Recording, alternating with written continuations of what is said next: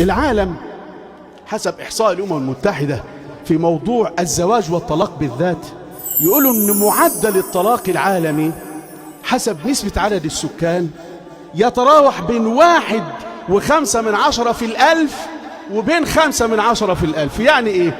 يعني لو عندنا 1000 من السكان، المعدل الطبيعي الموجود الآن للطلاق نسبته بتبدأ من 1.5، يعني عندنا 15 في الألف عندهم مشكلة في الطلاق.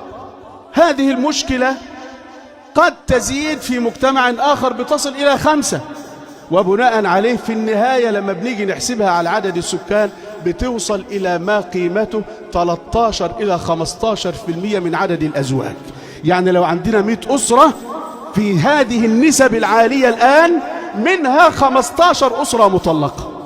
النسبة دي موجودة في أمريكا بنسبة 2.7، موجودة في بعض البلاد العربية والإسلامية بنسبة 5، أزيد وأعلى من هذا المعدل. لكن هل يعني أن هذا عندنا 100 أسرة يعني في 15 أسرة استعصت مشكلاتها على الحل فلجأوا إلى الطلاق؟ ده لو افترضنا ان هم 15 بس، اذا ما كانتش النسبة، ده الامم المتحدة اخذت هذه النسبة من احصائيات المحاكم، وإلا فهناك طلاق احيانا يتم بعيدا عن المحاكم والسجلات ما هيش داخلة في العدد ده. هل معنى هذا ان عندنا 15 أسرة من بين 100 أسرة عندهم مشكلات تستعصي على الحل، أم أن هناك مشكلات يمكن حلها ولكنهم اختاروا أسهل الطرق وأسرع الأدوية فأنهوا المسألة بهذه الطريقة؟